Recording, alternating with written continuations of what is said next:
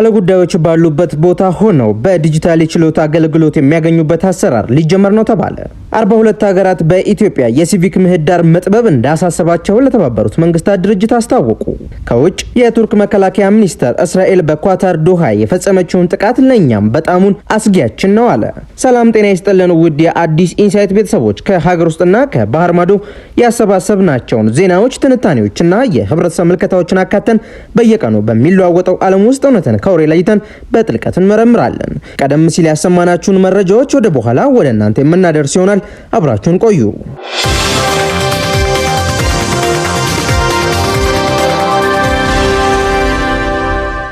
ቀዳሚ ወዳደረግነው መረጃ ያለፍን። ግዕዝ የሞተ ቋንቋ ነው፣ ከ3ኛ ክፍል ጀምሮ መሰጠቱ እርባና የለውም ሲሉ ዶክተር በድሉ ዋቅጅራ ተናገሩ።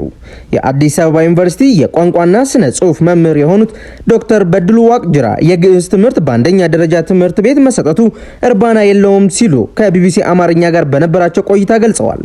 ግዕዝ የሞተ ቋንቋ ነው የሚሉት መምህር በድሉ ይህንን ቋንቋ እንደ አንድ የትምህርት አይነት ከ3ኛ ክፍል ጀምሮ መስጠቱ እርባና የለውም ብለዋል። አንድ ቋንቋ የአፍ መፍቻ ተናጋሪ ከሌለውና ከ25000 በታች ተናጋሪ ካለው ሞቷል እንደሚባል የሚናገሩት መምህሩ ይህን የሞተ ቋንቋ ከታች ክፍል ጀምሮ መስጠት የተማሪዎችን ጊዜ ማጥፋት እንደሆነ ገልጸዋል። ቋንቋን የመማር ወሳኝ ዓላማ ለተግባቦትና ሕይወትን ለመምራት እንደሆነ የሚናገሩት መምህር በድሉ ግዕዝ ለተግባቦትም ሆነ ሕይወትን ለመምራት አሁን ላይ ጥቅም የለውም ብለዋል። ሆኖም የግዕዝ ቋንቋ ጭራሽኑ በትምህርት መልክ መሰጠት የለበትም የሚል አቋም የላቸውም። የግዕዝ ቋንቋ በአዲስ አበባ ዩኒቨርሲቲ በጀርመንና በፈረንሳይ ውስጥ ይሰጣል የሚሉት መምህር በድሉ ቋንቋው የሚሰጠው በግዕዝ ቋንቋ ምርምር ማድረግ ለሚፈልጉ ብቻ መሆኑን ይጠቅሳሉ። በመሆኑም ትምህርቱ ይሰጥ ከተባለም መሰጠት ያለበት ከ9ኛ ክፍል ጀምሮ ወይም ለአንትሮፖሎጂ፣ ለታሪክና ለቋንቋ ጥናት ፍላጎት ላላቸው የማህበራዊ ሳይንስ ተማሪዎች እንዲሆን መምህሩ ይመክራሉ። ዩኒቨርሲቲ ከገቡ በኋላም ለ1 ዓመት የግዕዝ ቋንቋ መማራቸውን የሚናገሩት መምህር በድሉ ግዕዝ አይጠቅምም የሚል አቋም ባይኖራቸውም የተግባቦትና የህይወት ጥቅሙ ውስን የሆነን ቋንቋ ከ3ኛ ክፍል ጀምሮ መስጠት ለተማሪዎች የጊዜ ብክነት ነው የሚሆነው ሲሉ ውሳኔውን ተችተዋል።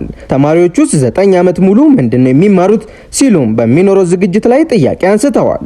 የግዕዝ ቋንቋ ትምህርት በሙሉ ትግበራ ከ3ኛ ክፍል ጀምሮ መሰጠት የተጀመረው ባለፈው ዓመት ቢሆንም በመምህራን እጥረት ምክንያት በክልሉ በሚገኙ ሁሉም ትምህርት ቤቶች ማዳረስ ሳይችል መቅረቱን ክልሉ አስታውቋል።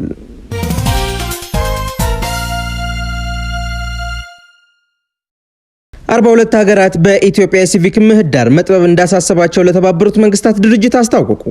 42 ሀገራት በኢትዮጵያ በተያዘው ዓመት ከሚካሄደው ምርጫ ቀደም ብሎ በመሰረታዊ መብቶች ላይ ገደቦች መጣላቸውን በመጥቀስ በሀገሪቱ ያለው የሰብአዊ መብት ሁኔታ እንዳሳሰባቸው ለተባበሩት መንግስታት ድርጅት አስታውቀዋል።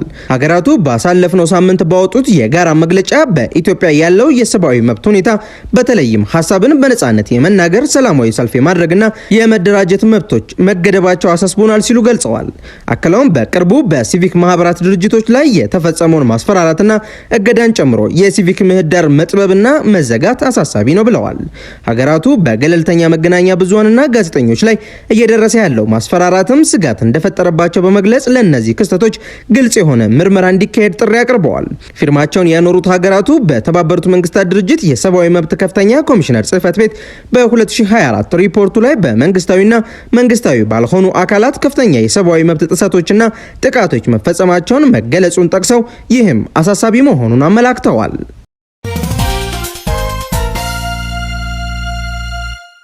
ባለጉዳዮች ባሉበት ሆነው በዲጂታል የችሎታ አገልግሎት የሚያገኙበት አሰራር ሊጀመር ነው ተባለ። ባለጉዳዮች ባሉበት ሆነው መገልገል የሚያስችላቸው የዲጂታል አሰራር በተያዘው ወር በፌዴራል ጠቅላይ ፍርድ ቤት ሰበር ሰሚ ችሎት እንደሚጀመር ተገልጿል። የፌዴራል ጠቅላይ ፍርድ ቤት ምክትል ፕሬዝዳንት ጽህፈት ቤት ኃላፊ ዳኛ አበበ ሰለሞን ከኢትዮ ቴሌኮም ጋር በመተባበር በፌዴራል ፍርድ ቤቶች መሰረተ ልማት ተዘርግቷል ሲሉ ለፋና ሚዲያ ኮርፖሬሽን ተናግረዋል። አጠቃላይ የፍርድ ቤት አገልግሎቱን በዲጂታል መስጠት የሚያስችል መተግበሪያ እየለማ መሆኑን ገልጸው ወደ ዲጂታል አሰራር ለመሸጋገር የኤሌክትሮኒክ አቤቱታ አቀራረብና ሙግት መመሪያ ጸድቋል ብለዋል።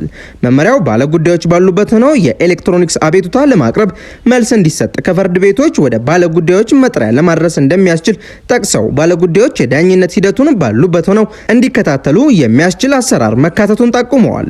በዚህም ከመስከረም 23 ቀን 2018 ዓ.ም ጀምሮ በፌዴራል ጠቅላይ ፍርድ ቤት ሰበር ሰሚ ችሎት ትግበራው እንደሚጀምርና በሂደት በተያዘው ዓመት በሁሉም የፌዴራል ፍርድ ቤቶች ለመተግበር መታቀዱን አብራርተዋል። በቴክኖሎጂ ትግበራው የቴክኖሎጂ መገልገያ መሳሪያዎችና መሰረተ ልማቶች ካላቸው ተደራሽነት አንጻር እንዲሁም የቴክኖሎጂ ግንዛቤን ማሳደግ ላይ ተጨማሪ ዝግጅት እንደሚያስፈልግ ጠቁመዋል። መተግበሪያው የለማው ለፌዴራል ፍርድ ቤቶች ቢሆንም ለክልሎችም በሚያገለግል መልኩ መዘጋጀቱ ክልሎች ወደ ራሳቸው ተጨባጭ ሁኔታ መቀየርና መሰረተ ልማቶችን ዝግጁ ማድረግ ይጠበቅባቸዋል ሲሉ አስረድተዋል ሲል ዘገባው አመላክቷል።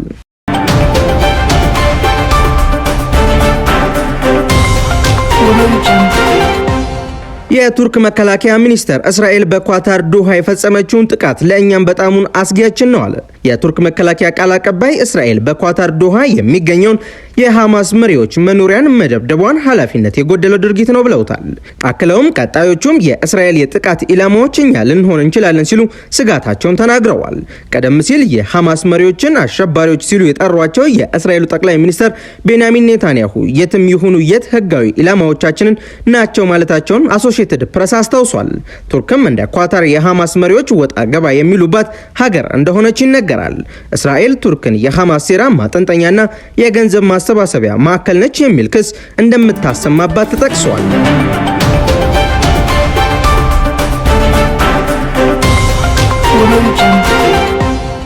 የቻይና ጦር ፊሊፒንስን በብርቱ ማስጠንቀቁ ተሰማ።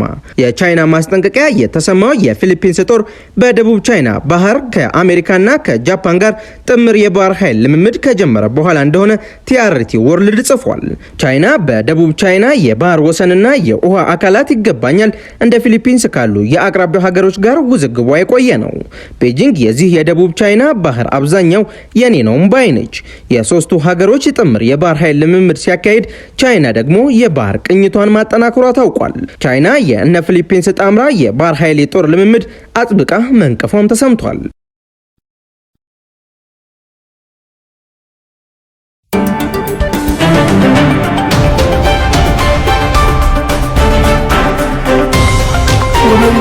በመጨረሻም ሮማኒያ የአየር ክልሌ በሩሲያ ሰው አልባ በራሪ አካላት ወይም ድሮኖች ተጥሶብኛል የሚል ክስ አሰማች።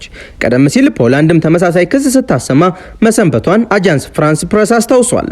ሮማኒያም ከሩሲያ ጋር ከ3 ዓመት ከመንፈቅ በላይ በጦርነት ላይ የምትገኘው ዩክሬን አዋሳኝ ሀገር ነች። የሮማኒያ መከላከያ ሚኒስቴር መስሪያ ቤት በርካታ የሩሲያ ድሮኖች የሀገሪቱን የአየር ክልል ጥሰው ገብተዋል የሚል መግለጫ ማውጣቱን ተጠቅሷል። የሀገሪቱ የውጭ ጉዳይ መስሪያ ቤት ተቃውሞውን ለማቅረብ የሩሲያውን አምባሳደር ማስጠራቱም ታውቋል።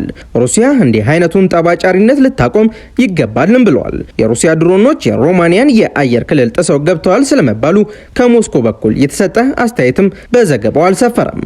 ሮማኒያም የሰሜን አትላንቲክ የጦር ቃል ኪዳን ድርጅት ወይም ኔቶ አባል ሀገር ነች። የሰዓቱ የአዲስ ኢንሳይት መረጃዎች ይህን ይመስሉ ነበር። ሀሳብ አስተያየት ካላችሁ በኮሜንት አጋሩን። እንደ ሁልጊዜውም ላይክ፣ ሼር እና ሰብስክራይብ በማድረግ አብሮነታችሁ አይለየን እያልን በቀጣይ አዳዲስና ወቅታዊ መረጃዎች እስከምንገናኝ መልካም ጊዜን ተመኘን።